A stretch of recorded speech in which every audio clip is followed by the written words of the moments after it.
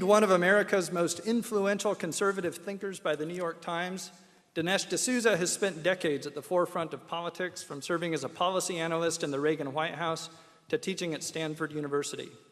Since the arrival of the so-called new atheists, however, D'Souza's focus has turned to defending religion. Having written the New York Times best-selling books, What's So Great About Christianity and Life After Death, The Evidence, D'Souza has fast become one of the world's foremost apologists, championing Christianity and Catholicism in particular in print, on television, and in debates around the globe. Christopher Hitchens, a self-described Marxist and anti-theist, is, one might say, the polar opposite of D'Souza. He was ranked as one of America's most influential liberals by Forbes magazine and has been hailed by the London Observer as one of the most brilliant journalists of our time. As with many of us, his life and thought have been significantly impacted by the religiously motivated violence and cruelty that he has witnessed firsthand and from afar. But unlike many of us, he has identified religion itself as the problem and has taken on the mission of opposing it. He's the author of numerous books, including the bestseller, God Is Not Great, How Religion Poisons Everything, and he is now commonly characterized as one of the four horsemen of atheism. Now, on with the show. I give to you Christopher Hitchens.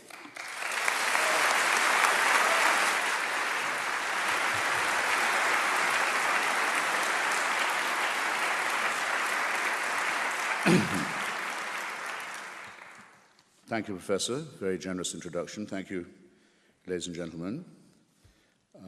My first duty, which is also a pleasure, is to thank the University of Notre Dame for inviting me onto its terrain, and Mr. O'Duffy in particular, in an institution that's also identified, I believe, with the great history and people of Ireland, for taking the revenge of arranging for English weather to greet me.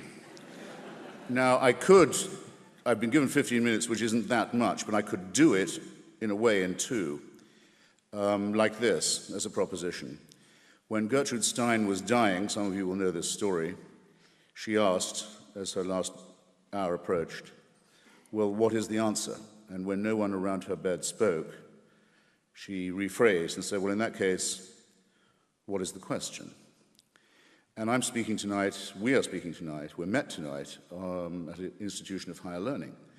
And the greatest obligation that you have is to keep an open mind and to realize that in our present state, human society, we're more and more overborne by how little we know and how little we know about more and more, or if you like, how much more we know, but how much less we know as we find out how much more and more there is to know.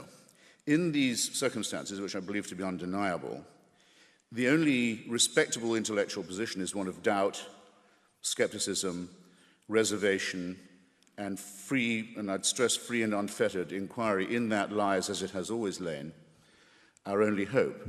So you should beware always of those who say that these questions have already been decided. In particular, to those who tell you that they've been decided by revelation,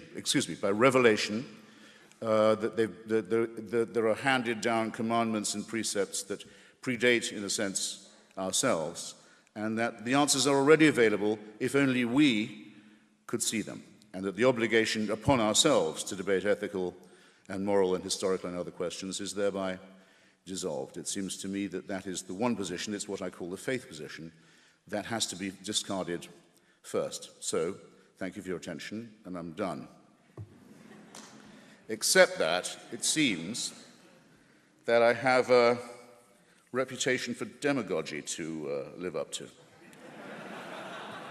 When I come to a place like this, I read the local paper, the Campus Observer in this case, and I was sorry to see that Dinesh and I are not considered up to the standards of Father Richard McBrien, whose exacting standards, I dare say, are out of our reach. And I was also sorry to see myself and others represented in other papers, and in particular by a distinguished cleric in St. Peter's on Good Friday, who made a speech through which His Holiness the Pope sat in silence, Father Cantalam Mesa, saying that people like myself are part of a pogrom, a persecution comparable only to that of the Jews, with the church in mind. This is the first time I've ever been accused of being part of a pogrom or a persecution. But as long as it's going on, I'll also add that it's the only pogrom I've ever heard of that's led by small, deaf and dumb children whose cries for justice have been ignored. And while that is the definition of the pogrom, I'll continue to support it because I think it demonstrates very clearly the moral superiority of the secular concept of justice and law over canon law and religious law, with its sickly emphasis on self-exculpation in the guise of forgiveness and redemption.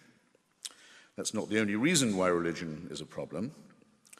It's a problem principally because it is man-made, because to an extent it is true, as the church used to preach when it had more confidence, that we are, in some sense, originally sinful and guilty. If you want to prove that, you only have to look at the many religions that people have constructed to see that they are indeed the product of an imperfectly evolved primate species, about half a chromosome away from a chimpanzee, with a prefrontal lobe that's too small, an adrenaline gland that's too big, and various other evolutionary deformities about which we're finding out ever more. A species that is predatory. A man is a wolf to man, homo homini lupus, as has well been said. A species that's very fearful of itself and others and of the natural order. And above all, very, very willing, despite its protestations of religious modesty, to be convinced that the operations of the cosmos and the universe are all operating with us in mind. Make up your mind whether you want to be modest or not. But don't say that you are made out of dust, or if you're a woman out of a bit of rib, or if you're a Muslim out of a clot of blood, and you're an abject sinner born into guilt. But add, nonetheless, let's cheer up. The whole universe is still designed with you in mind. This is not modesty or humility. It's a man-made false consolation, in my judgment, and it does great moral damage. It begins by warping what we might call our moral sense of proportion. I wish that was all that could be said, though I think that's the most important thing. I ought to say why I think it ought to be credited. And I ought to add that my colleagues Richard Dawkins and Daniel Dennett have been very generous in this respect. This debate would be uninteresting if religion was one-dimensional. Religion was our first attempt to make sense of our surroundings. It was our first attempt at cosmology, for example, to make sense of what goes on in the heavens. It was our first attempt at what I care about the most, the study of literature and literary criticism. It gave us texts to deliberate and even to debate about, even if some of those texts were held to be the Word of God and beyond review and beyond criticism, nonetheless the idea is introduced, and it had never been introduced before. It's our first attempt at healthcare, in one way. If you go to the shaman or the witch doctor, and you make the right propitiations, the right sacrifices, and you really believe in it, you do have a better chance of recovery. Everybody knows it's a medical fact. Morale is an ingredient in health. And it was our first attempt at that, too. It was our first very bad attempt at human solidarity because it was tribe-based, but nonetheless it taught that there were virtues in sticking together. And it was our first attempt, I would say also, this is not an exhaustive list, at psychiatric care, at dealing with the terrible loneliness of the human condition, at what happens when the individual spirit looks out shivering into the enormous void of the cosmos and contemplates its own extinction and deals with the awful fear of death. This was the first attempt to apply any balm to that awful question. But, as Charles Darwin says of our own evident kinship with lower mammals and lower forms of life, we bear, as he puts it in The Origin of Species, we bear always the ineffaceable stamp of our lowly origin. I'll repeat it, the ineffaceable stamp of our lowly origin. Religion does the same thing. It quite clearly shows that it's the first, the most primitive, the most crude, and the most deluded attempt to make sense. It is the worst attempt, but partly because it was the first. So the credit can be divided in that way. And the worst thing it did was to offer us certainty, to say these are truths that are unalterable, they're handed down from on high, we only have to learn God's will and how to obey it in order to free ourselves from these dilemmas. That's probably the worst advice of all. Heinrich Heine says that if you're in a dark wood on a dark night and you don't know where you are and you've never been through this territory before, you may be well advised to hire as a guide the local mad, blind old man who can feel his way through the forest, because he can do something you can't. But when the dawn breaks and the light comes, you would be silly if you continued to operate with this guide, this blind, mad old man who was doing his best with the first attempt. To give you just two very contemporary examples, to have a germ theory of disease relieves you of the idea that plagues are punishments, that the church used to preach, that plagues come because the Jews have poisoned the wells, as the church very often preached, or that the Jews even exist and are themselves a plague, as the church used to preach when it felt strong enough and also was morally weak enough and had such little evidence. You can free yourself from the idea that diseases are punishments or visitations.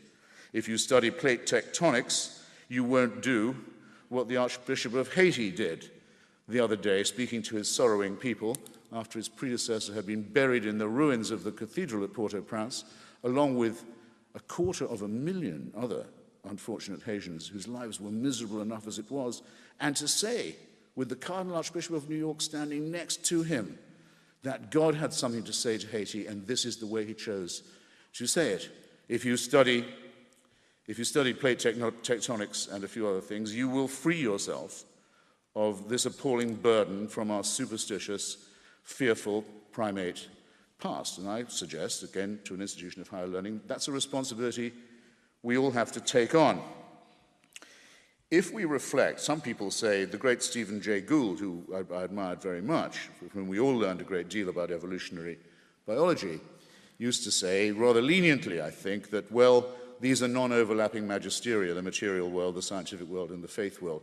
I think non-overlapping is too soft. I think it's more a question, really, increasingly, of it being a matter of incompatibility, or perhaps better to say, irreconcilability. Just if you reflect on a few things I'll have time, I hope, to mention.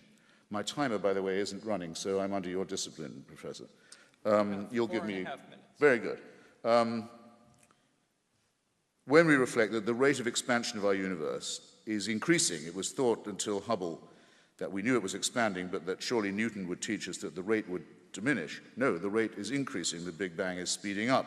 We can see the end of it coming increasingly clearly, and while we wait for that, we can see the galaxy of Andromeda moving nearer towards the collision that's coming with us. You can see it now in the night sky. This is the object of a design, you think? What kind of designer in that case? To say that this must have an origin, and now we know how it's going to end, why ask why there's something rather than nothing when you can see the nothingness coming? Only replaces the question. Faith is of no use in deciding it. And that's on the macro level. From the macro to the micro, 99.8% of all species ever created, if you insist, on the face of this planet have already become extinct, leaving no descendants. I might add that of that number, 3 or 4 branches of our own family, Homo sapiens, branches of it, the Cro-Magnons, the Neanderthals, who were living with us until about 50,000 years ago, who had tools, who made art, who decorated graves, who clearly had a religion, who must have had a God, who must have abandoned them, who must have let them go. They're no longer with us. We don't know what their last cries were like. And our own species was down to about 10,000 in Africa before we finally got out of there, unforsaken this time or so far, to move from the macro, in other words, to the micro. Our own solar system is only halfway through its allotted span before it blows up. And as Sir Martin Ryle, the great astronomer royal and professor of cosmology at Cambridge, and incidentally a believing Anglican, says, by the time there are creatures on the earth who look as the sun expires, they will not be human. It will not be humans who see this happen if our planet lives that long. The creatures that watch it happen will be as far different from us as we are from amoebae and bacteria. Faced with these amazing, overarching, titanic, I would say awe-inspiring facts, like the fact that ever since the Big Bang, every single second, A star the size of ours has blown up while I've been talking. Once every second, a star the size of our sun has gone out. Faced with these amazing, indisputable facts, can you be brought to believe that the main events in human history, the crucial ones, happened 3,000 to 2,000 years ago in illiterate desert Arabia and Palestine, and that it was at that moment only that the heavens decided it was time to intervene, and that by those interventions we can ask for salvation? Can you be brought to believe this? I stand before you as someone who quite simply cannot, and who refuses, furthermore, to be told that if I don't believe it, I wouldn't have any source for ethics or morality. Please don't pile the insulting onto the irrational and tell me that if I don't accept these sacrifices in the desert, I have no reason to tell right from wrong. 1 minute. 1 minute. Good.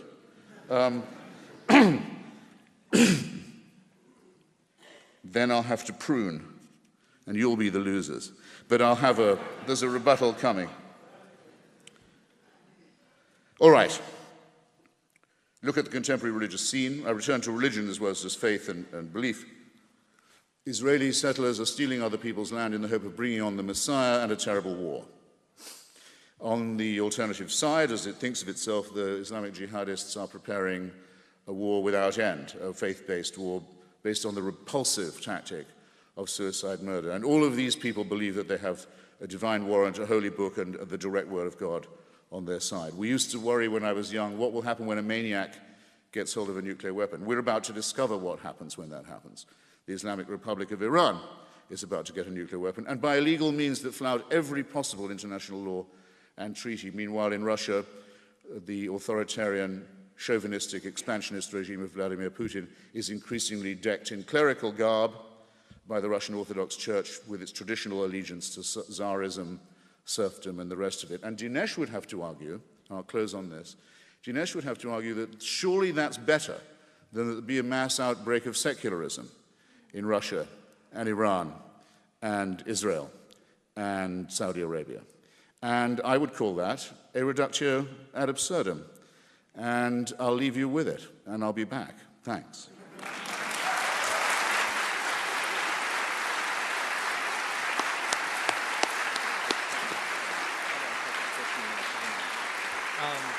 I don't know. And now Dinesh D'Souza. Do you want to use this one? It'd be great. Just face it my way. Yes. Go. Thank you very much. I'm delighted to be here. Wow, this is a beautiful auditorium, quite an event. I understand the tickets were I almost didn't get in myself. I have been listening with some interest to Christopher Hitchens. Listening to him, I feel a little bit like Winston Churchill during the Boer War. He said it is always exhilarating to be shot at without result. And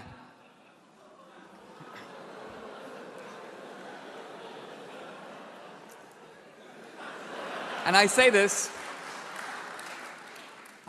because even if everything that Christopher Hitchens says is true, he has hardly demonstrated religion to be a very serious problem at all. He seems to say that religion is built into human nature. It's an evolutionary development, that man has been searching for explanations since he set foot on the planet. Religion supplied functional explanations. Now perhaps we have better ones. Even if all this were true, I'm going to dispute it and show it's not true, but even if it were true, this would hardly be a damning indictment of religion. Science itself has developed in the same way. It's been an explanation. It's gotten better over time. But what I want to do is meet Christopher on his own ground. He says we should be doubters, and I'm going to be a doubter. He says we should be skeptics, and I endorse that completely. In this debate, at no time will I make any arguments that appeal to revelation, scripture, or authority. I'll make arguments based on reason alone. And I want to engage the argument on Hitchens' own ground not by making the easy argument for the utility of religion. It's good for us, it makes practical sense, it's consoling. That's all true. I'm going to actually make an argument for the truth of religion. And the argument I'm going to make, well, I call it the presuppositional argument, but it's an argument that requires a little bit of explanation. Imagine if you're a detective and you approach a crime scene, and all the evidence points to a suspect, but it turns out he couldn't have done it. Why? Because the body was dumped in one location and he was in a completely different location. And then it hits you as a detective, wait a minute, perhaps the guy had an accomplice. Now, you don't know that he did, but the assumption that he did suddenly makes sense of all the other facts that were previously mysterious. Suddenly you see how the crime was committed to its very detail.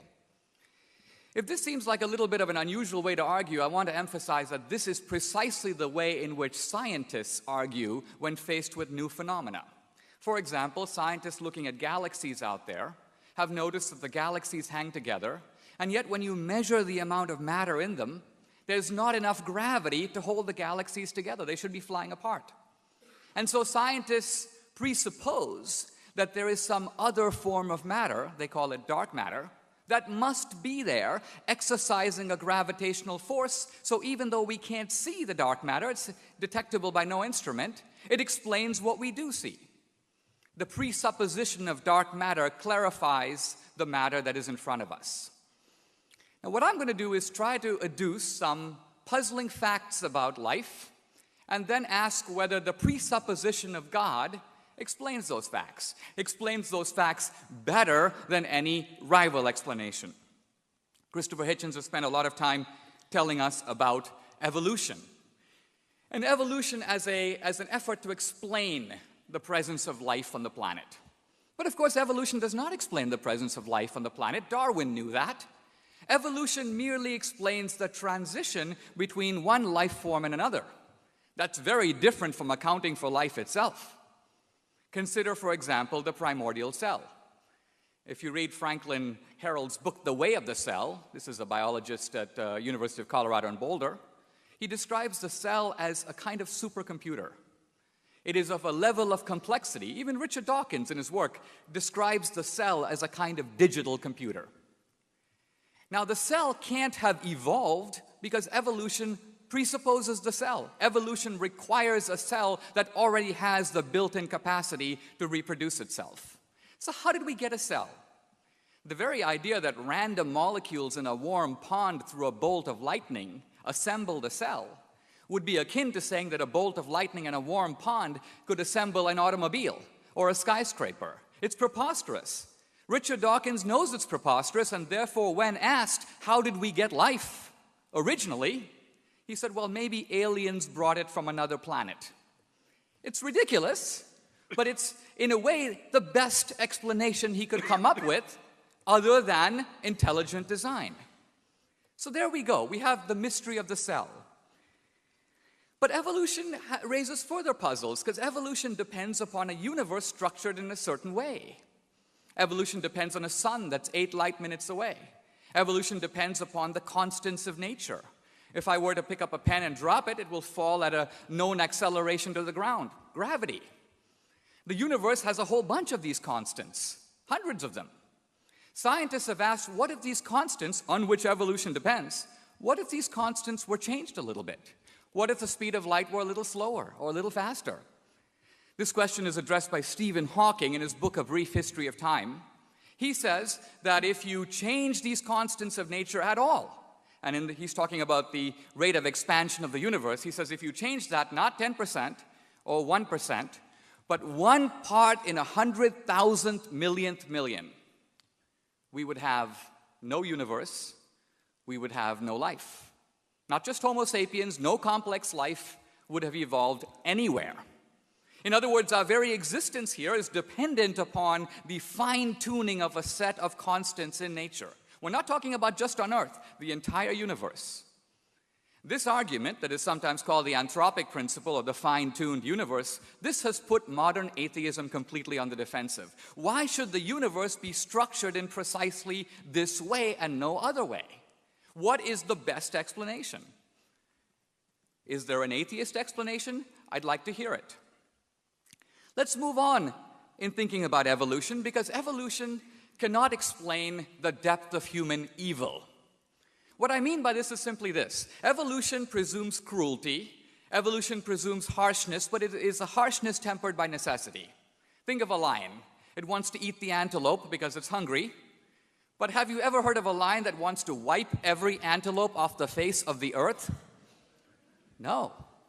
So how do you explain this human evil that far outruns necessity and reaches depths that seem almost unfathomable? Evolution cannot account for rationality, because evolution says we are programmed in the world to survive and reproduce. Our minds are organs of survival. They are not organs of truth. So if we believe in rationality, we require something outside of evolution to account for that. Evolution can't even account for morality. Now this requires a little bit of explanation. So think of a couple of moral facts. And I'm not talking about heroic deeds of greatness. Think of simple things. Getting up to give your seat to an old lady in a bus. Donating blood. There's a famine in Haiti, you volunteer your time or you write a check. Now, if we are evolved primates who are programmed to survive and reproduce, why would we do these things? There's a whole literature on this, and basically it comes down to this. The advocates of evolution say, well, evolution is a form of extended selfishness.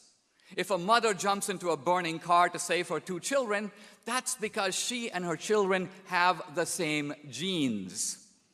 So what seems like an altruistic and noble deed is actually merely a cunning strategy on the part of the mom to make sure her genes make it into the next generation. We're not talking about her Levi's, we're talking about her genetic inheritance. Or evolution appeals to what can be called reciprocal advantage. You scratch my back and I'll scratch yours. A businessman may be nice to a customer, not because he thinks he's a great guy, but because he wants him to come back into the store again. But these two common evolutionary strategies to explain morality don't explain the 3 examples I gave at all. I'm in a bus, the old lady hobbles in. She's not a relative, she isn't grandma. So genetic kinship doesn't come into it, and neither does reciprocal advantage. I don't say, well, I think I'll give her my seat because next week I want her seat. No, you give up your seat because you're a nice guy. You give up blood because you want to do a good thing. You donate your time to help strangers who are genetically unrelated to you and can't reciprocate your favors. These are the simple facts of morality in the world. And what is the evolutionary explanation for them? There is none, or if there is one, I would like to hear it. So in debating these issues, very often it's very easy to knock the burden of proof onto the theist and say, you explain everything.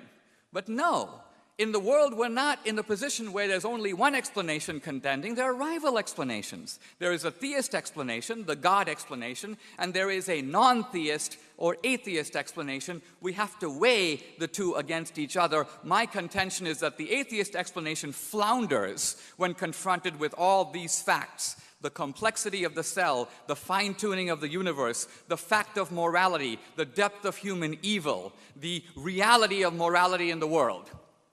What about the God explanation? Seems obvious to me it does one heck of a lot better. Why do we have a cell that shows the structure of complexity? Because the cell has been intelligently designed, perhaps by an intelligent designer. Why does the universe show complexity and rationality?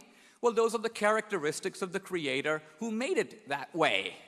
Why are there depths of human evil? Because our lives are a cosmic drama in which good and evil are in constant struggle. The Christian story. Why is there morality in the world? Why do we all feel, even when it works against our advantage, a moral law within us? Well, that's because there is a moral lawgiver who gave it to us. So when we put it all together, the presupposition of God is invisible. I concede that. We can't see him. But if we posit him, all these mysterious facts, suddenly the lights come on. It provides an explanation. Now again, with any presuppositional argument, there may be a better alternative explanation. And so I put the ball into Christopher Hitchens' court to say, if you can explain these facts better than I can, I will happily, as a skeptic, concede to your point of view. Give me a better explanation for these facts. I leave you with this thought. Ultimately, We know that belief is good for us. If it was a primitive explanation of 3,000 years ago, why would it be the case that religion hasn't disappeared 3,000 years ago? Why is it the case that we're actually seeing religious revivals around the world? Why is the fact of religious experience? It's almost as if you go to a village and 95% of those people in the village say, we know this guy named Bill. Why? Because we interact with him, we relate to him, we have experience of him. 5 guys say, we've never met Bill, and 3 of them say there is no Bill. The other 95% are making him up. Now, which is more likely? Is it likely that the 3% are right and the 95% are lying or hallucinating? Or is it more likely that the 95% are right and the other 3% just don't know the guy?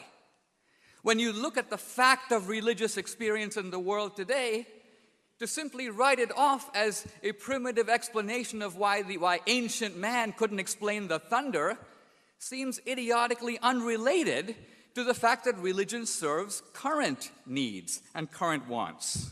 So religion is not the problem. God is not the problem. God is, in fact, the answer to the problem. Thank you.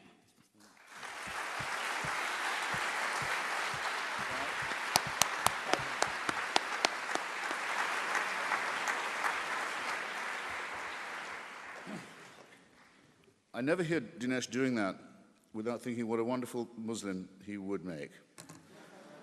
You try telling 100 people in Saudi Arabia that you don't think the Prophet Muhammad really heard those voices.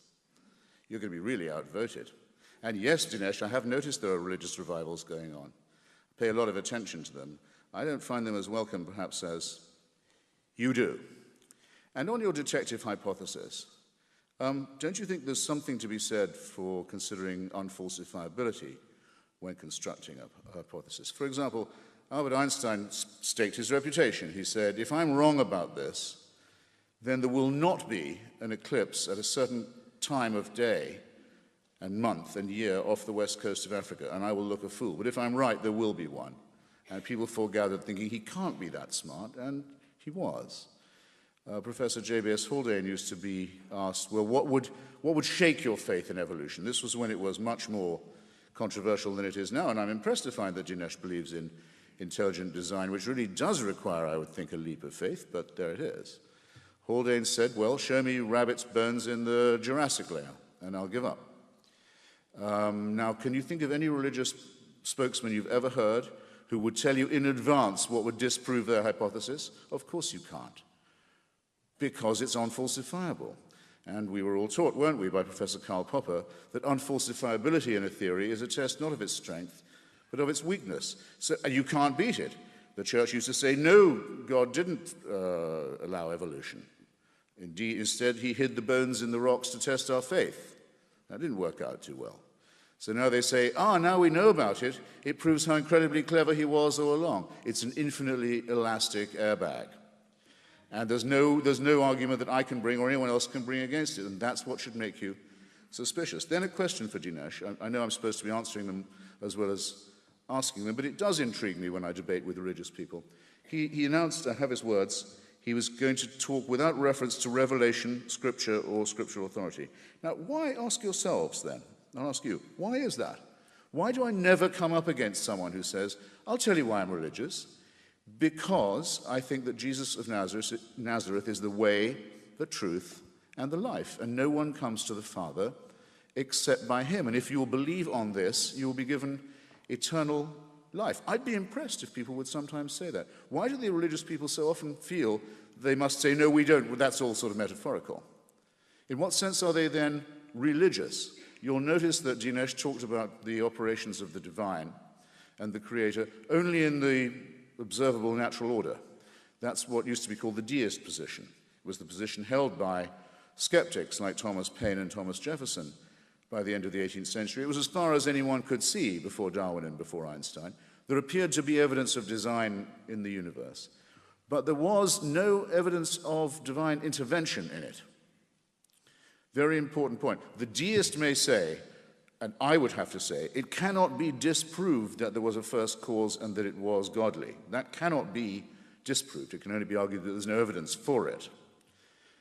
But the deists, having established that position, if they have, has all their work still ahead of them to show that there is a God who cares about us, even knows we exist, takes sides in our little tribal wars, cares who we sleep with and in what position, cares what we eat and on what day of the week, arbitrates matters of this kind. That's the conceited, that's the endless human wish to believe that we have parents who want to look out for us and help us not to grow up or get out of the way. And so it surprises me that there are no professions of real religious faith ever made on these occasions. Now, I suppose I should then say what my own method in this is, since I was challenged on that point. Take the two figures of Jesus of Nazareth and Socrates. I believe Jesus of Nazareth operates on the fringe of mythology and prehistory. I don't think it's absolutely certainly established there was such a person, or that he made those pronouncements, or that he was the Son of God, or the Son of a Virgin, or any of these things. And I would likewise have to concede that we only know of the work of Socrates through second-hand sources, in the same way, second or third-hand. Quite impressive ones in some cases, from Plato's Apology, but it can't be demonstrated to me that Socrates ever walked the streets of Athens. That's 5 minutes. How many? That's 5 minutes. That's fine. Just quickly, though. If it could be shown to a believing Christian, the grave of Jesus opened and the body of him found and the resurrection disproved, if that could be archaeologically done, for the sake of argument, it would presumably be a disaster for you. You'd have to think, then we're alone. Then how are we going to know right from wrong? What can we do? I maintain with Socrates that, on the contrary, the moral problems and ethical problems and other dilemmas that we have would be exactly the same as they are. What are our duties to each other? How could we build the just city? How should we think? How can we face the possibility of our loneliness? How can we do right and do wrong? These questions would remain exactly as they are, and as they do. And so all that is necessary is to transcend the superstitious, transcend the mythical, and accept the responsibility, take it on ourselves, that no one can do this for us. And I would hope that in a great university, that thought might carry the day. Thank you.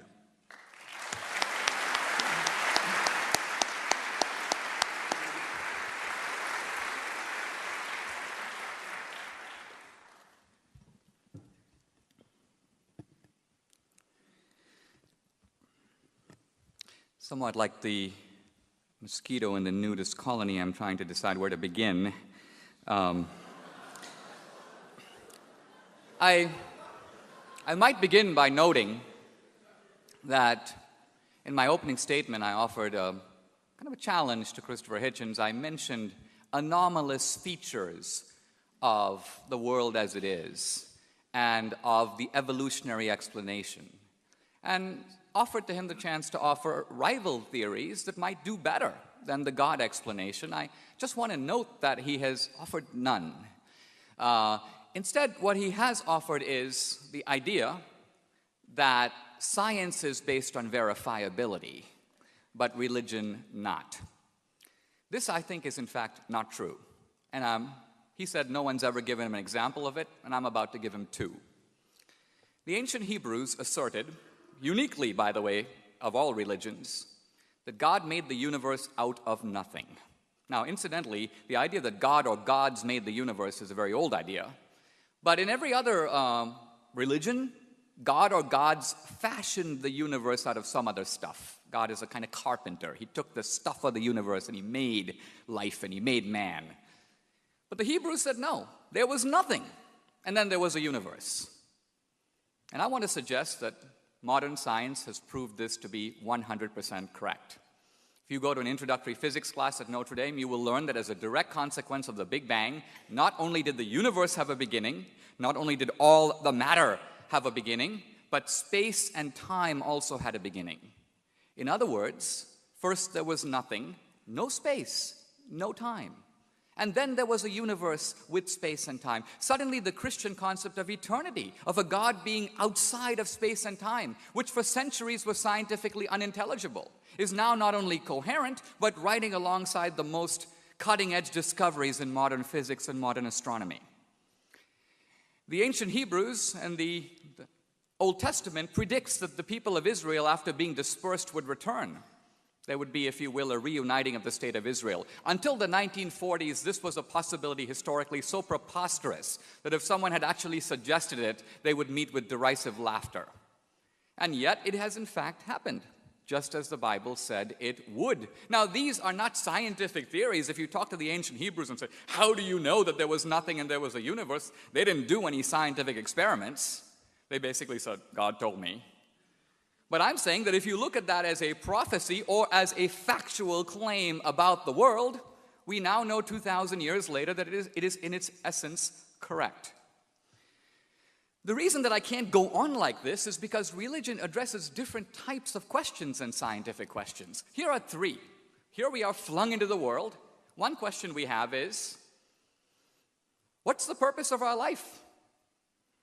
Or why are we here? Or where are we going? What happens to us after we die? Here are the scientific answers to those three questions. Don't have a clue, don't have a clue, and don't have a clue. We are no closer to answering those questions scientifically than we were since the time of the Babylonians. So what is wrong in looking to religion to supply explanations in a domain where science is utterly inert, inarticulate, and in fact mute? You can't just say that if you understand the ballistics of plate tectonics, you understand purpose. It would be as if my dad took me on his knee and gave me a spanking, and Christopher Hitchens goes, don't think he's angry with you. If you only understood the ballistics of the cane, you would have a full explanation of what's going on. Or on the other hand, if I put a pot of tea on the kettle and began to boil it, Hitchens can't say, well, if I tell you about if you say, what's going on here? Well, the scientific explanation is that water, when heated, the molecules expand, the temperature rises. But there's another explanation. Dinesh wants to have a cup of tea. So explanations work at more than one level. And finally, Christopher asks, why argue this way? Well, we know about presenting the case the other way. In fact, you get it in church, or you get it in synagogue, or you get it every Sunday. The argument from the Bible, the argument from authority. I know it's a useless argument to use in a secular setting, especially when debating with an atheist. If I say, I believe in Jesus because the book of Matthew says this, or the Gospel of Luke says that, he's going to say, well, who cares what the Gospel of Luke says? I don't accept the authority of the Bible to adjudicate the matter. So we are at a state in our culture in which we have to use rational arguments if we are trying to communicate in secular venues. So here we are at a university. What could be more appropriate than to address these arguments in the vocabulary of reason? Christopher wants me to fling the Bible at him so he can then claim the high ground of science and reason. What flummoxes him is when I use science and reason itself to torpedo his arguments. That's when you get him going down on his knees and praying for some more quotations from Scripture. Thank you very much.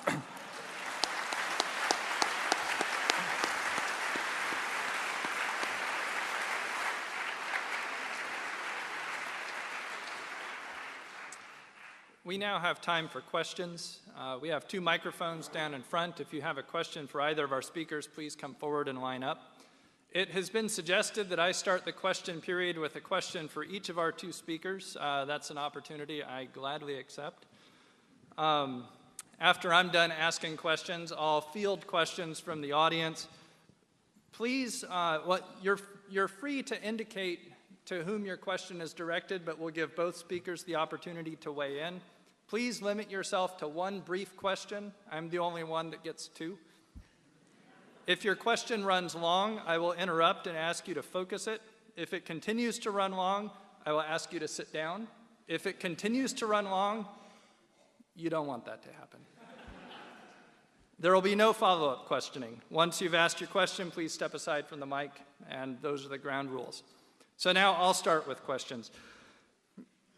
As I understand it, the basic argument that Christopher Hitchens is giving, I haven't seen the text, but as I understand it, the argument can be summed up roughly like this. Religion gives explanations, science gives better explanations. Our job is to go with the best explanations. So we ought to go in for science all the time and set religion aside as superstition. D'Souza wants to address this on Hitchens' turf. So I'm going to start by asking a question of D'Souza. It looked like your goal was to show that theistic explanations are in fact better than scientific explanations. As I saw it, what you in fact said showed that scientific explanations are often problematic, incomplete, and gappy, but I don't think you showed that theistic explanations are better. And just to pick a couple of examples, so for example, you talk about the fine-tuning argument. So here's a case where maybe belief in God explains certain features of the universe better than atheistic theories would. But of course, one wonders if the world is superintended by a perfectly good God, whence the Holocaust, right? Whence all manner of horrendous evil and suffering. And so all of a sudden it looks like the appeal to God to explain features of the universe, it's not clear that theism's winning. Take morality too, right? On the one hand, sure, we maybe can understand where moral laws come from if there's a divine lawgiver. On the other hand, Christianity has a doctrine of original sin. Christianity has other things that confound our moral intuitions, right? So again, it's not clear that theism wins. Well, that's a lot to chew on. Look, the standards that I'm appealing to are, in a way, very intuitive. We have currently a major scientific project to look for life on other planets.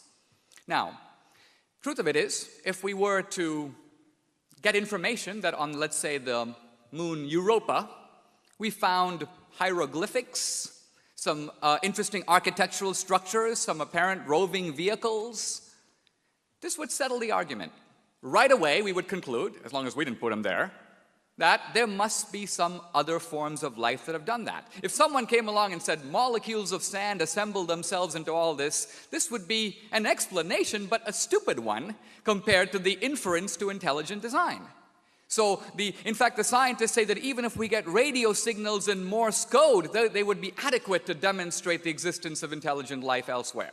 So my point is, let's apply the reasonable standard. If we see a fine-tuned universe, what's more likely? Someone fine-tuned it, or it fine-tuned itself? Could the universe have created itself out of nothing? Is there some alternative explanation for the data at hand? No. So I'm simply saying, let's go with the best explanation. By the way, my argument isn't eternal. If 20 years from now you had a scientific argument that was better, that said, hey, we figured it all out, I would go with that. I would have to drop this argument. I'm saying that in the current mode of knowledge and thinking, this is a successful explanation. You can't change the subject and say, well, now explain the Holocaust. That requires a different set of rebuttals. I would say the Holocaust is a product of free will. God didn't do the Holocaust, Hitler did. The Nazis did. To try to deflect blame to God for human action voluntarily undertaken is to minimize the human capacity for evil. But whether or not that argument works, it has nothing to do with the design argument. And finally, morality, very briefly. Again, if evolution could adequately account for morality, let's remember that the atheist premise is that we are evolved creatures in the world, and that's it. So evolution has to do a lot of work. It has to explain the human desire to give blood to strangers. If it can't do that, then it fails as an adequate explanation for a very important form of human behavior, morality, that is seen in every culture known to man. It requires explanation. I have an alternative explanation. That in human beings there are two parts. We are evolutionary creatures in the world. That explains why we desire sex and we desire food to survive, to reproduce. But then I have this other thing inside of me, what Adam Smith calls the impartial spectator. And that's another voice. And it's in me, but it's not of me. In fact, it's often stopping me from doing what I want to do. It's blocking my self-interest. Where does that come from? How does evolution account for that? So I'm saying that the God hypothesis casts more light on that subject, the hypothesis of a moral lawgiver. In fact, even the hypothesis of a life to come. You may say a final court in which our moral deeds will be adjudicated. Explains why we act the way we do now. Otherwise, our own behavior is incomprehensible to us. That's the strength of the presuppositional argument. Do you want to comment on this or just take my question for you? I think, well, both. I'll stand up for your question, and I'll see if I can do both. But I know people are impatient to get to the next segment. Bring it on. My question for you is very quick. Your argument seems to rest on the idea that religion is an explanatory enterprise and that the warrant for believing the doctrines of a particular religion comes from their explanatory value. Why would you think that? Well, because of religion's own very large claims. And because, it's something I didn't have time to go into, because not all these religions can be simultaneously true. I mean, there are enormous numbers of competing religions. It's another reason that it's obvious to me that they're man-made. It's what you would expect if it was man-made. There'd be lots of religions with incompatible claims and theologies, and that this would lead to further quarreling. Either one of them is completely true, as the Roman Church used to say, it was the one true church. Some of its members still do. Or all of them are false, or all of them are true, which of course can't be true. Now to Dinesh. And the matter of anomalies and the question of ex nihilo. Half the time when I debate, it's people saying, nothing can come from nothing, you can't get something from nothing, so since there is something, someone must have wanted there to be something. Not, I think, a very impressive syllogism. I can't do it all this evening, but it's very easy for anyone to go and see Professor Lawrence Krauss deliver his brilliant lecture online called The Whole Universe from Nothing, which explains to you how indeed you can get very large numbers of things from nothing with the proper understanding of quantum theory. And then tonight Dinesh says, really there was nothing, and the Hebrews were so clever that they knew that. And therefore they must have been right about God as well. This is ridiculous.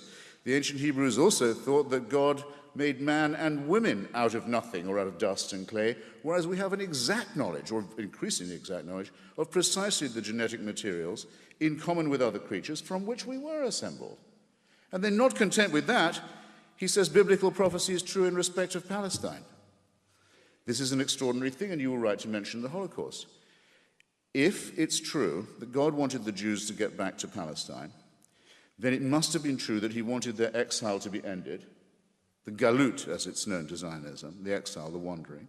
And we know how that wandering was ended, by Christian Europe throwing living Jewish babies into furnaces. Well, that must be part of the plan then, mustn't it? And some rabbis used to claim that, by the way. They used to claim that the Holocaust was a punishment for exile. And then people started to desert the synagogue, so they shut up about it until the '67 war. And then when the Israeli army got the Wailing Wall back, they said, we shouldn't have spoken so quickly. Actually, this was what God always had in mind all along, the conquest by Jews of the Palestinians. Well, you see how brilliantly that's worked out. I don't think it's wise or moral or decent to try and detect the finger of God in human quarrels. I think the enterprise is futile, and it incidentally shows the absurdity of all arguments from design. Thank you. Thank you both for coming tonight. I'm wondering if either or both of you can acknowledge, or rather I'd like to hear your feelings on the possibility of your thoughts and your theories on religion or lack of a God being simply a product of your environment. Or to phrase another way, if you were born to a different family in a different place, perhaps with a different skin color, Christopher, would you still be an atheist? And Dinesh, would you still be, I'm assuming, Christian, a believer in religion? Or could the roles be completely reversed? And are your theories and your thoughts strictly based on your upbringing? Well, was it to me first? Well, in that case, I can start with a compliment to Dinesh, because in one of his books, he tells the story of asking his father in India, Daddy, everyone around here seems to be Hindu, with quite a few Muslims. Why are we Christians? And his father said, because, Dinesh, my lad, the Portuguese Inquisition got to this part of India first. Which is, in fact, the full and complete explanation for that.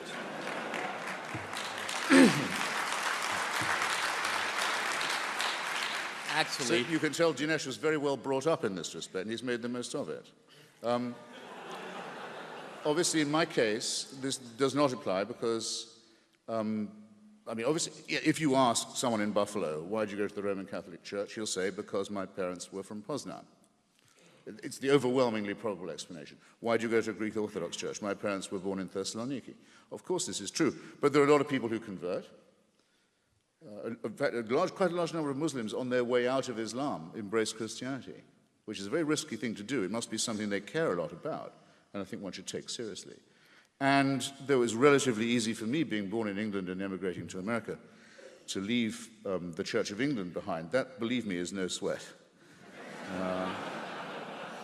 Our great religious poet, our great Christian poet, George Herbert, refers to the sweet mediocrity of our native church.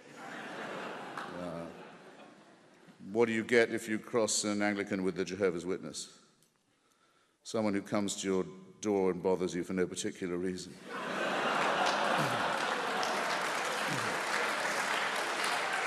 So, enough from me. Well, I think we have an environmental explanation for Christopher's skepticism. He was raised in a religion that was based on the family values of Henry VIII. Enough said. Now, with regard to the Indian explanation, his explanation is true but incomplete. And here's the point. My grandfather did say that to me, and I began to read Indian history. And I realized that a handful of Portuguese missionaries, inquisitorial or not, would have a pretty hard time converting hundreds of thousands of people. And Indian historians who look at it have a better explanation. It's called the caste system. See, if you were born into the Hindu caste system and you were one of the guys on the lower rungs of the ladder, to put it somewhat bluntly, you were screwed. It didn't matter what merit you had, you couldn't rise up, and neither could your children. So along come these greedy missionaries, and maybe they had swords, but the truth of it is a lot of Indians were very eager to get out of the caste system. They didn't need the swords. They rushed into the arms of the missionaries because they promised something that the Hindus couldn't, universal brotherhood. It wasn't always practiced, but even the idea of it, the principle of it, was hugely appealing. And that's why there were mass conversions not only to Christianity, but also to Islam, which makes a similar promise. So this is the historical landscape. A final point about this is that we're committing here what could be called a genetic fallacy. We do it with religion. We always can see the fallacy if we apply it to any other area. For example, it is very probable that there are more people who believe in Darwin's theory of evolution who come from Oxford, England, than who come from Oxford, Mississippi. It's probably equally true that there are more people who believe in Einstein's theory of relativity who come from New York than who come from New Guinea. What does this say about whether Einstein's theory is correct or no? Nothing. The origins of your ideas have no bearing on whether they're true or not. So wherever Christopher and I got our ideologies or our religious convictions, you should weigh our arguments on the merits. Thank you. Thank you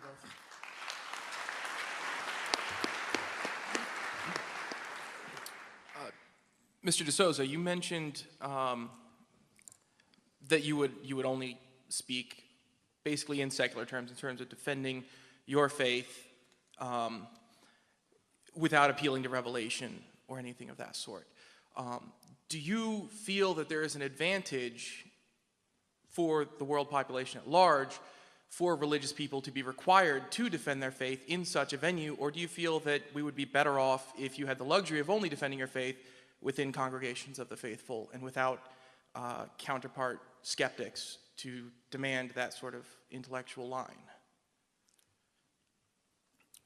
I've argued that I think that Christians need to learn to be bilingual.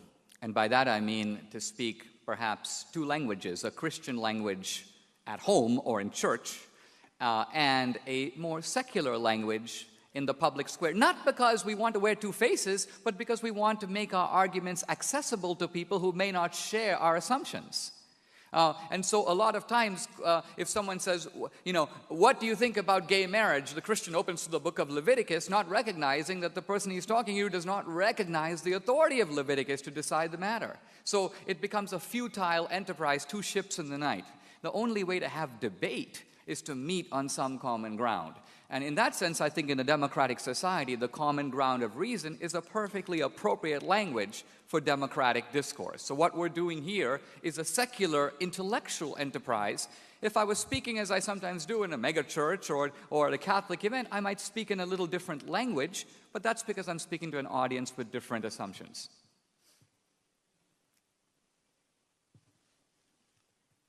My name's Ian. No, it was for Dinesh. I'm Ian from the Michiana Skeptics.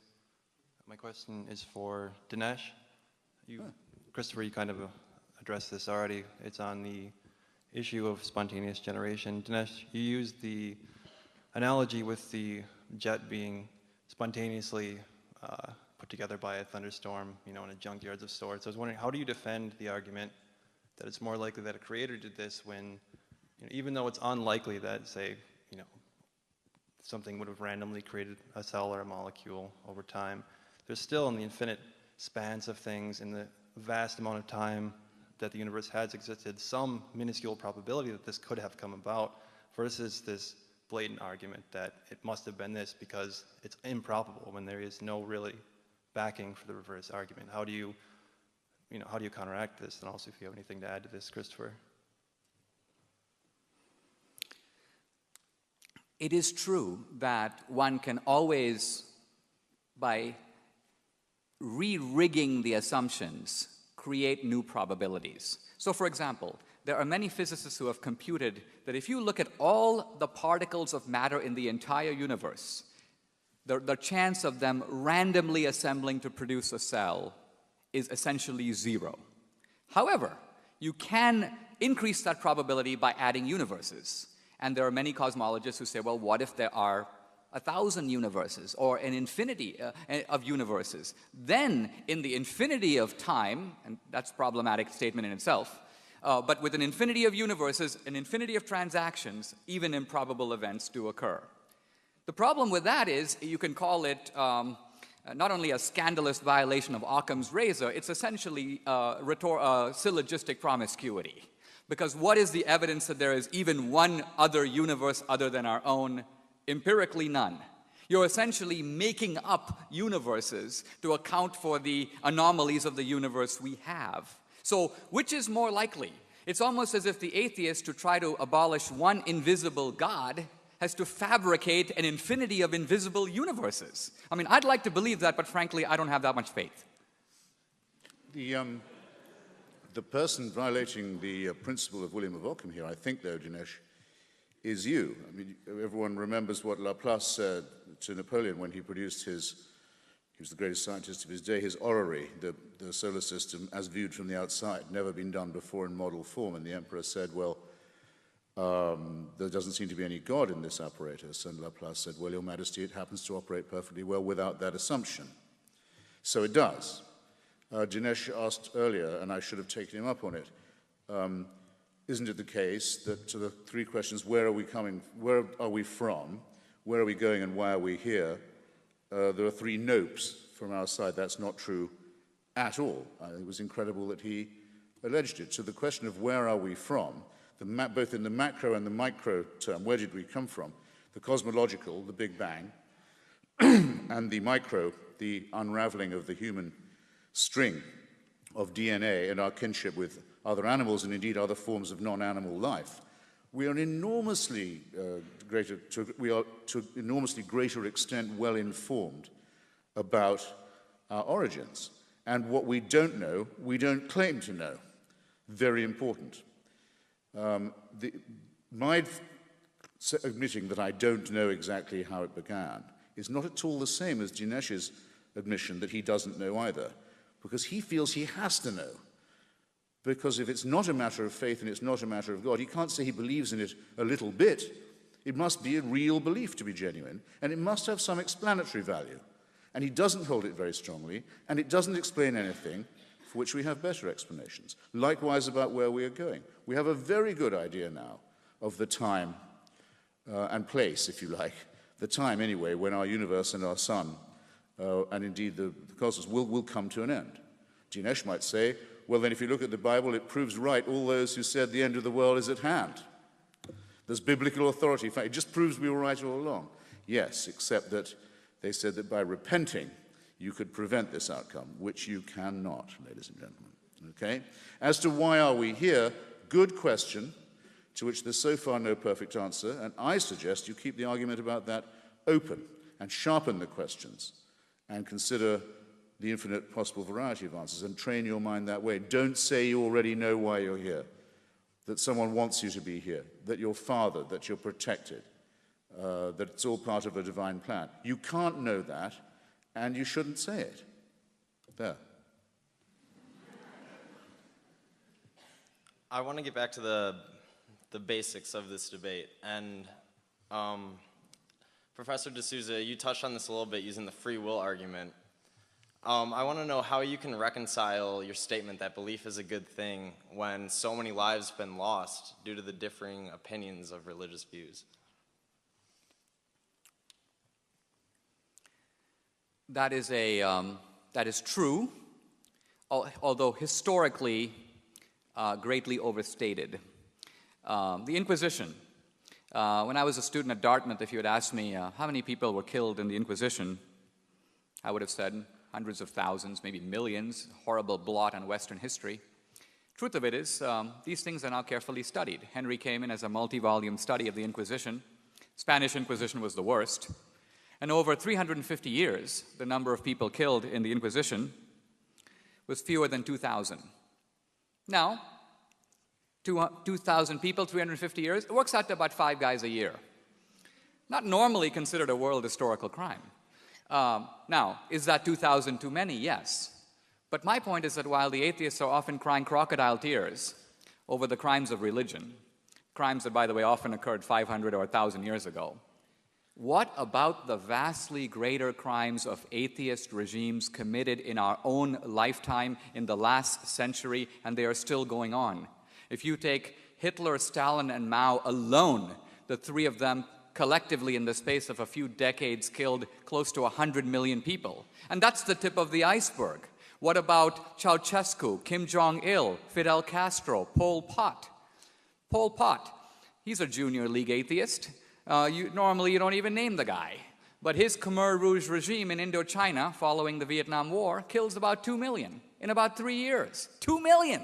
Even bin Laden in his wildest dreams doesn't even come close. So I'm all for looking at the historical record, but let's look at it fairly and not blame religion for crimes when there are vastly greater and more recent crimes committed by atheist regimes. Let's look at all sides of the ledger.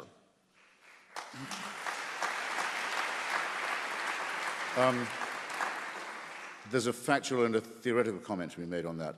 First, I think you're flat out wrong on the Inquisition. Not that the numbers game is crucial, but the Inquisition in the Americas caused Father Bartolomeo de las Casas to convene a great meeting at the University of Salamanca to consider whether the Christian world should ever have gone as conquistadors, because the genocidal price paid by the people of old Colombia, pre-Colombia, was so high.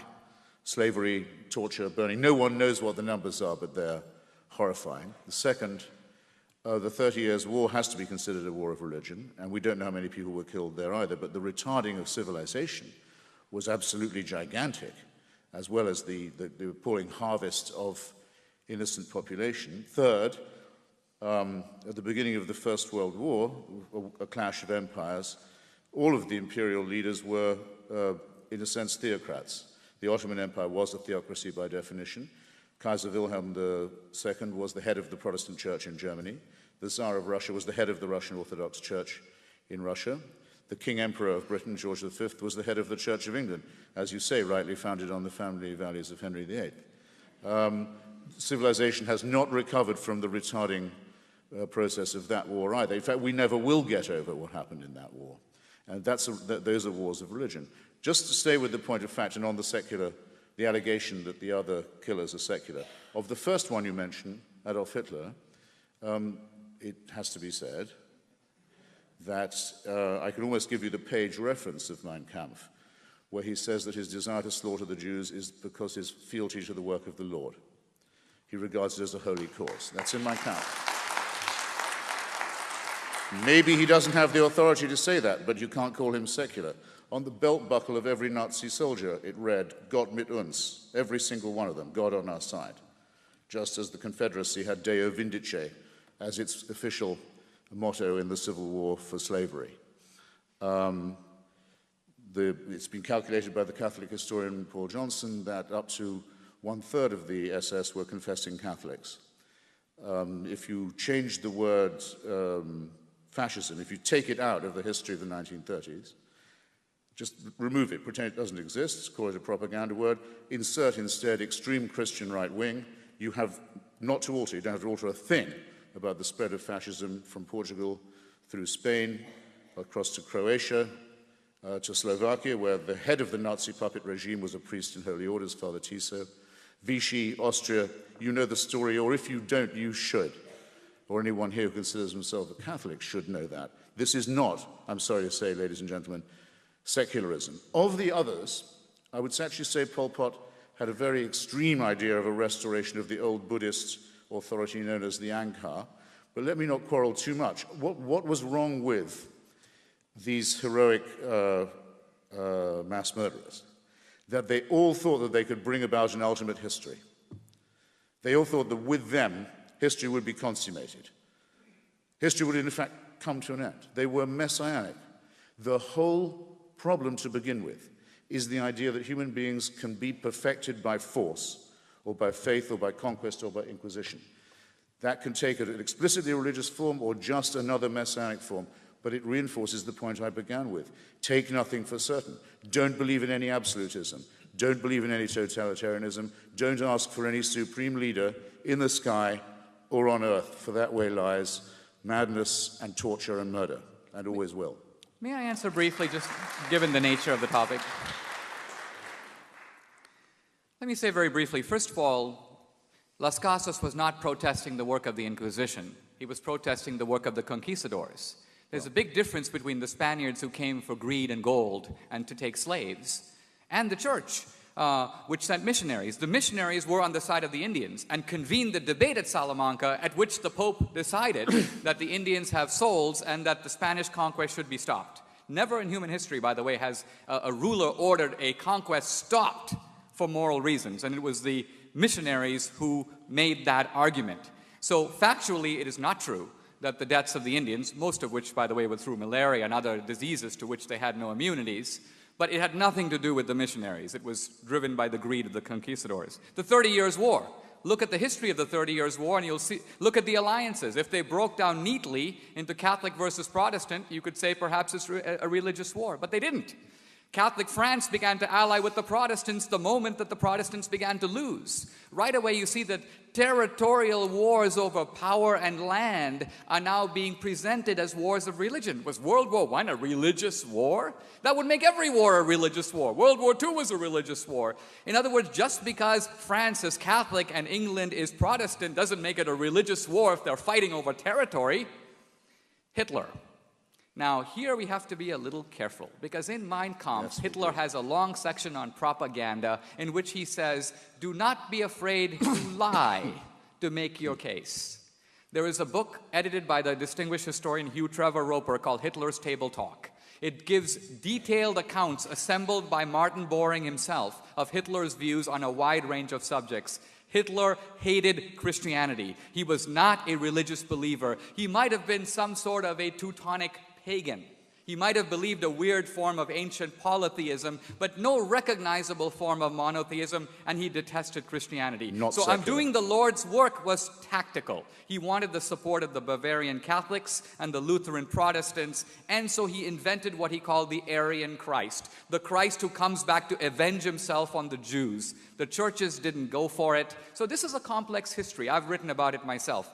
The bottom line of it is, my point isn't that Hitler was an atheist, but that the 20th century saw secular regimes which tried to get rid of traditional religion and morality and establish a new man and a new utopia, the secular paradise. And look what it brought us, an ocean of blood, a mountain of bodies. So for this reason, I'm concluding that it is this effort to enforce secular utopia and not religion that is responsible for the mass murders of history.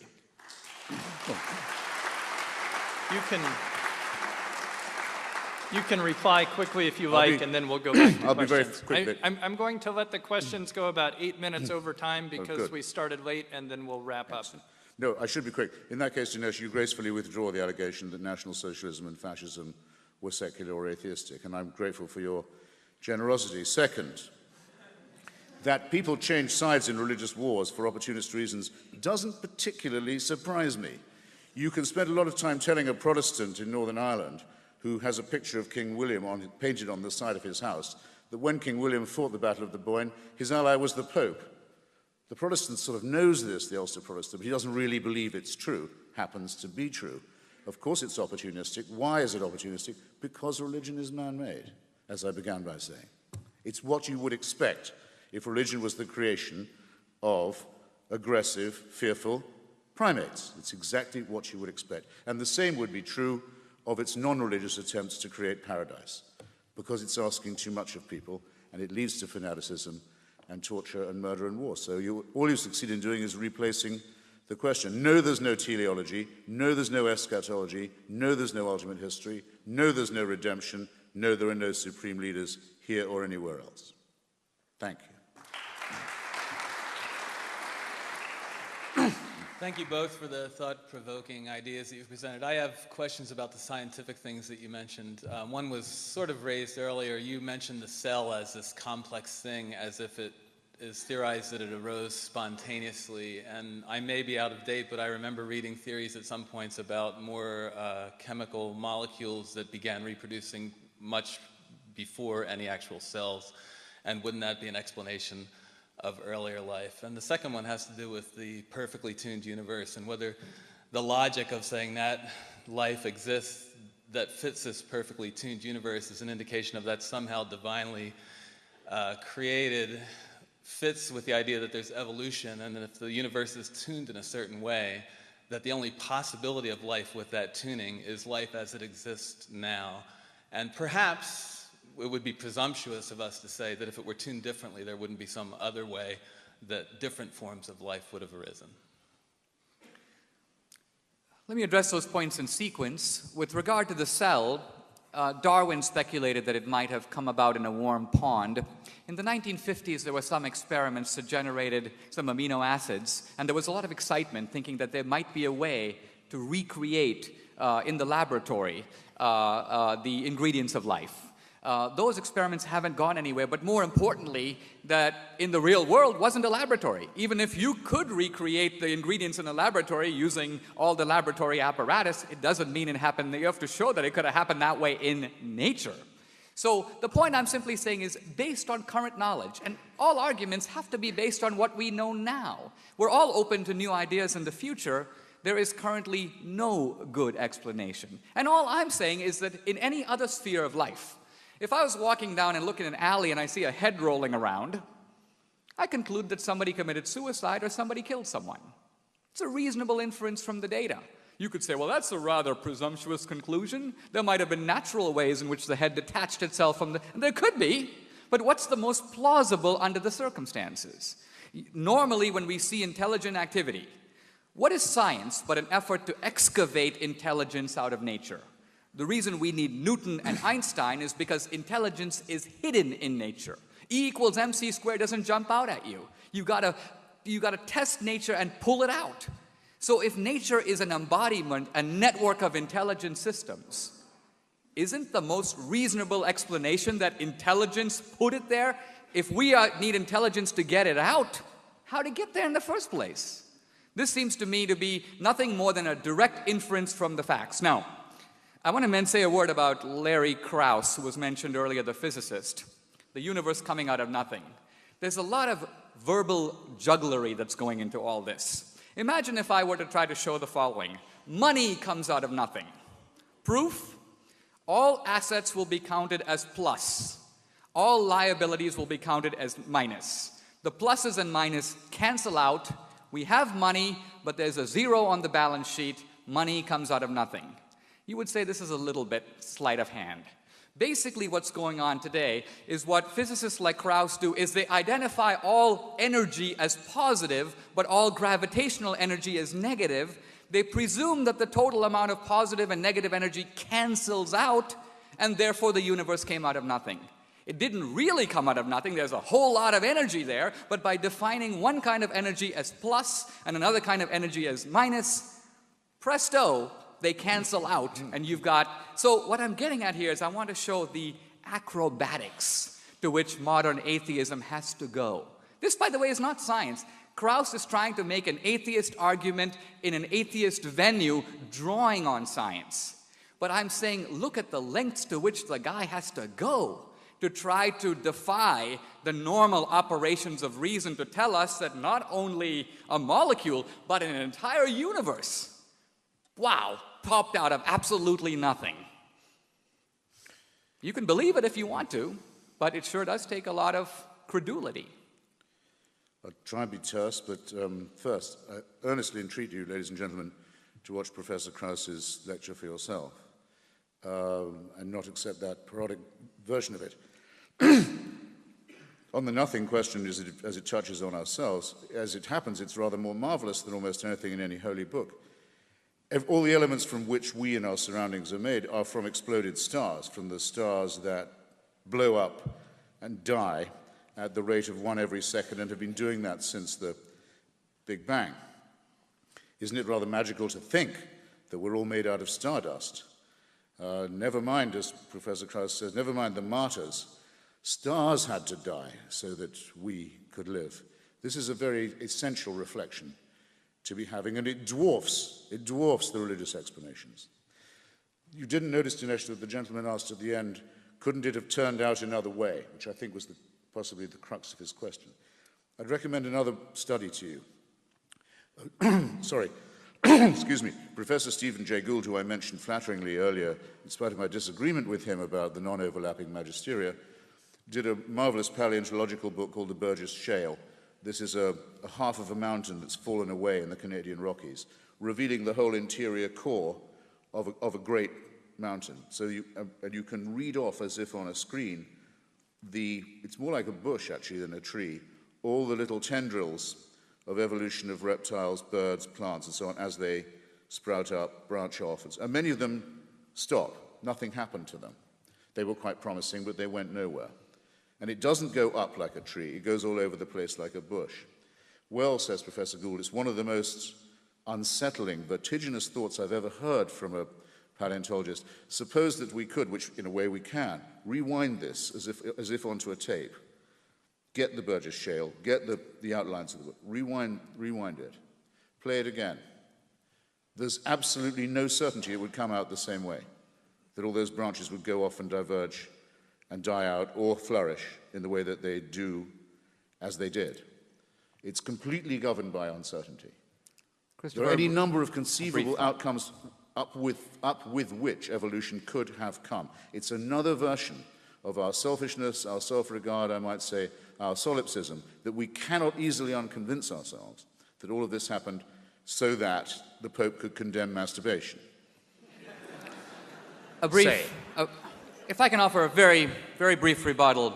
We're now plumbing into the depths here a little bit. I do want to point out that Gould's thesis, rewind the tape of life and it would come out differently, which is by now a few decades old, is challenged by the world's leading expert on the Burgess Shale, Simon Conway Morris, a paleontologist in England, and also by Christian de Duve, a Nobel laureate in chemistry. And their argument is no, that essentially Gould had it wrong. Gould was guessing that every evolutionary pathway would cut very differently. But the latest evidence is that that's not so. Consider the evolution of the eye. For a long time, in a sense, 6,000-year creationists would say, how could the eye evolve? Turns out that the eye has evolved multiple times, and it's evolved in similar ways. That is telling us that evolution is not this random thicket. It tends to converge to solutions that are similar, even when faced with different kind of organisms and different kind of problems. So I recommend to you not only Conway Morris and de Duve, but also a book called Rare Earth by the paleontologist Brownlee, which basically looks at why we haven't found life on other planets, rare earth. And their conclusion is that the conditions for life to exist are so particular that it's actually reasonable to expect that life exists only here, only on this planet. It seems almost incredible, but when you think about it, it actually makes sense. Consider this. Our life is completely dependent on the sun. The sun is This is more than brief. Oh, you're right. I'm being carried away, so I'll stop here and we'll go to the next question. Do you have a very brief reply? It's so nice that, and how much we progress. No one now argues against the evolution of the eye.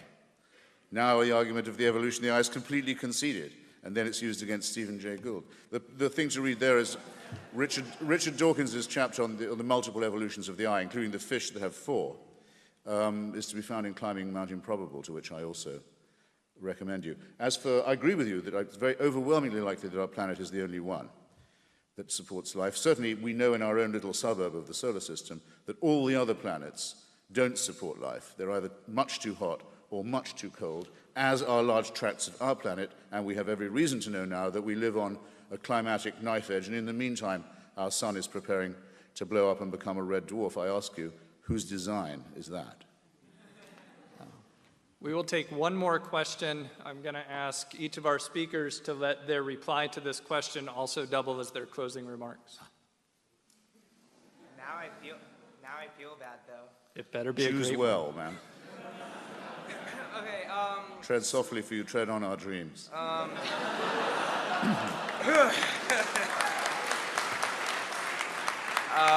my question is for Mr. Dinesh.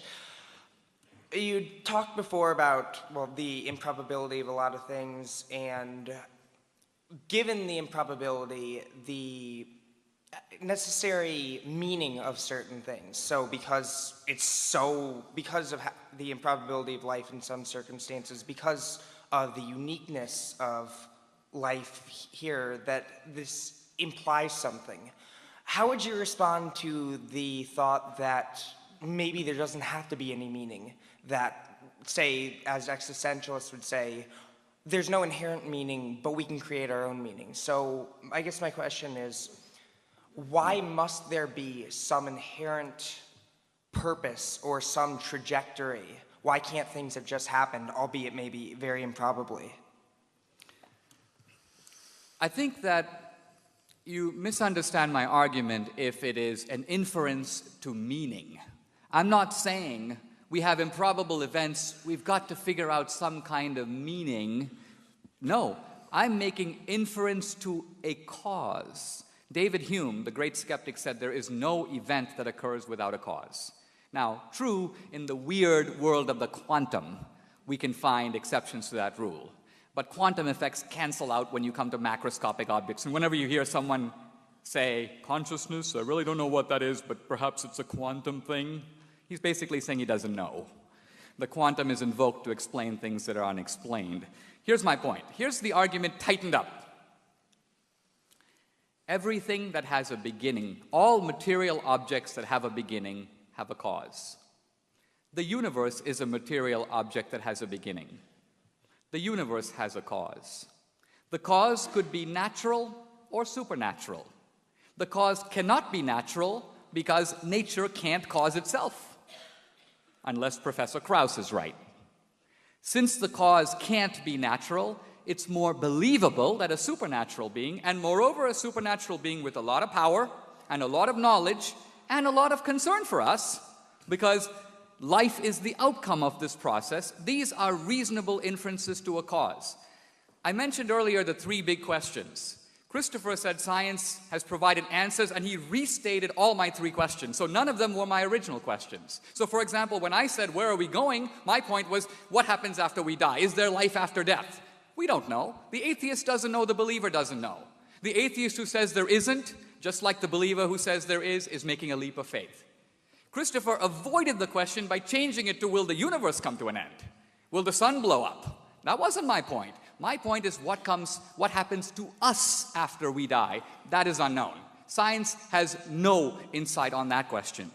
And here's a final thought. Very often we use evolution as a catch-all explanation, but we don't subject evolution to the critical scrutiny that we subject religion.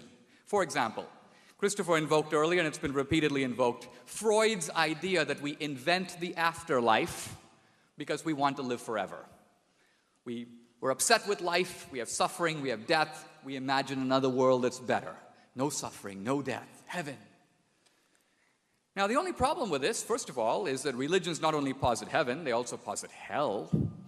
And if you're going to make up another world to compensate for the difficulties in this one, it's very odd that you would make up hell. Hell's a lot worse than diabetes, or even death, because death is just turning off the computer. But there's an evolutionary argument against this that has now discredited the Freudian explanation. And what is that? Evolution says that we are creatures programmed to survive and reproduce.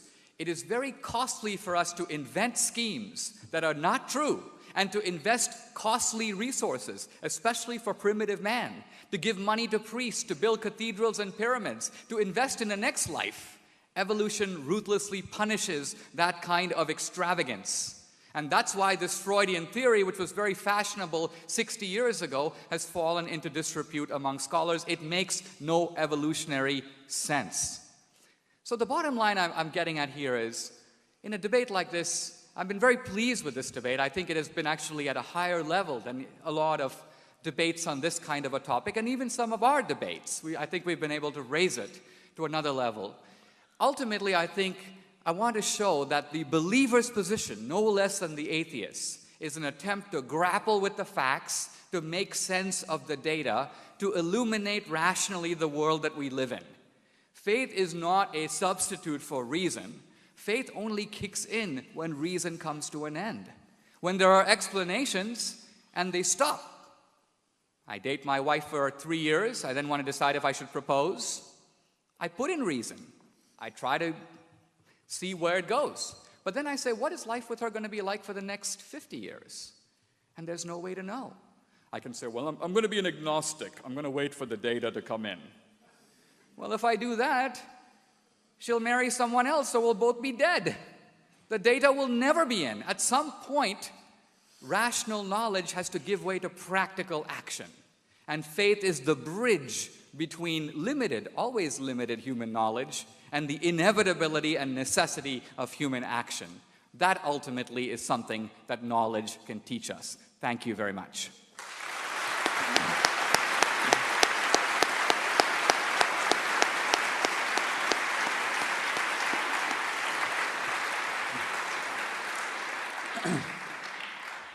Well, if I'm not mistaken, that was a meaning of life question there, wasn't it?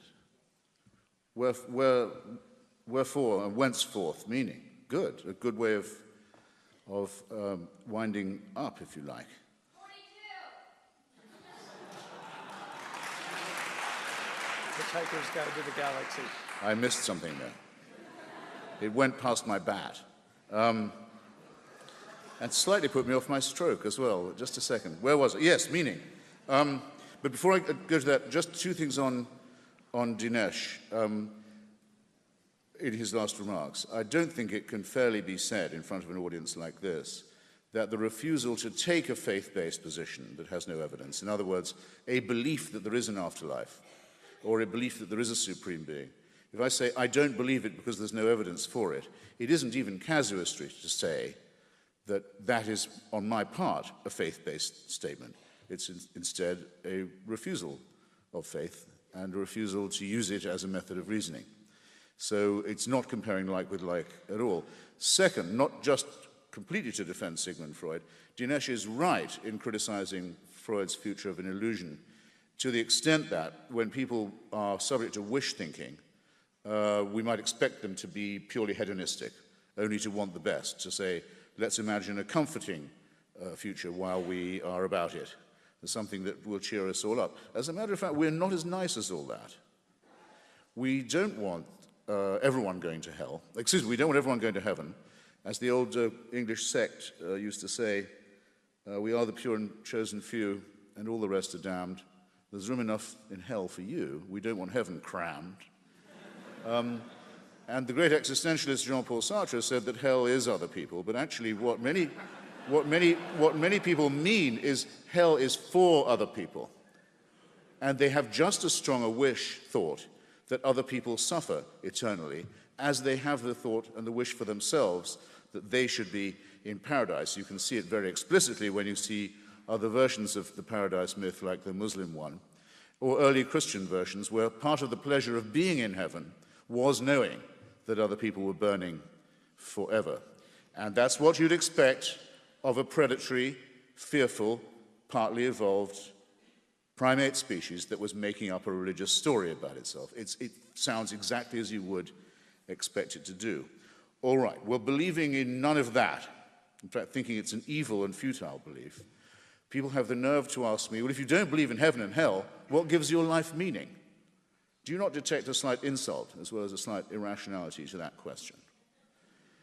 You mean I'd have much more meaning in my life if I thought that I would die and I'd be given one chance, or would have been given while I was alive, one chance, and if I'd made a mistake, I'd be condemned eternally, that was the kind of judge I'd be facing. And in the meantime, it would be advisable to live my life in propitiation of this supernatural dictator. That would lend more meaning to my life than my view counter to Pascal, contra Pascal, that if there's any such judge, I'll be able to say, at least I never faked belief in you in order to win your approbation, sir, or ma'am, as the case might be.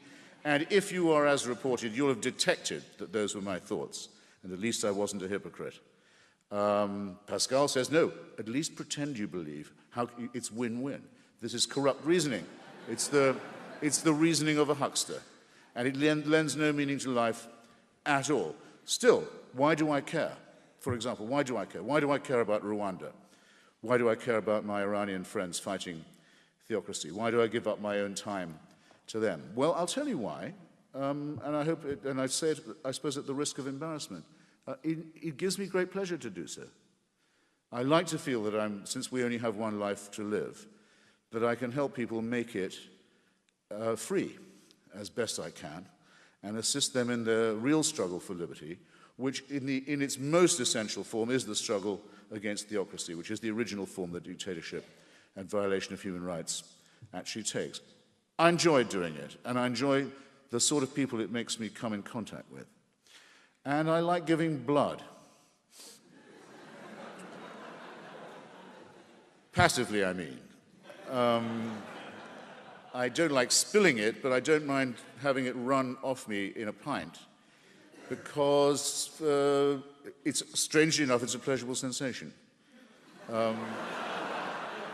And you know that someone else is getting a pint of blood, and you aren't losing one, because with a strong cup of tea or Bloody Mary, you'll get it back. Or both, you'll get it back. So it used to appeal to me in my old socialist days. It's the perfect model for human solidarity. It's in your interest to do it. Someone else benefits, you don't lose, and if, like me, you have a rare blood group, you hope that other people do the same thing, so there's enough blood when your own turn comes. And it's an all-round agreeable experience. And it's not like being fearful of judgment. It's much more meaningful than that. I think it's often believed of people like myself that there's something joyless in our view. Where is the role in the atheist world, the unbelieving world, for the numinous or the ecstatic or the transcendent? Well, come on. Those of us who can appreciate poetry and music and love and friendship and solidarity are not to be treated as if we have no imagination, as if we have no moral or emotional pulse, as if we don't feel things at nightfall when music plays and friends are around, as if we don't get great pleasure when we meet. We don't meet to repeat incantations we've had dinned into us since childhood. We don't feel so insecure that we must incant and recite and go through routine and ritual. We meet to discuss our differences and to discuss the latest challenges to our worldview from people like Dinesh. We try and use the method of the Socratic dialogue even when its conclusions are unwelcome to ourselves. And though, therefore, I can't recommend atheism as morally superior, I can say that at least it faces the consequences of its belief with a certain stoicism. We might wish for eternal life, but we're not going to award it to ourselves as a prize for work we haven't yet done. So my closing recommendation is, why not try the Stoical and Socratic life for yourself? Why not examine more closely the tradition, the great tradition that we have from Lucretius and Democritus that goes through Galileo, Spinoza, Voltaire, Einstein, Russell, and many others, a tradition, I think, much greater than the fearful and the propitiatory and the ritualistic. I've been enormously grateful for your kindness in having me here, and I want to thank you again. Good night.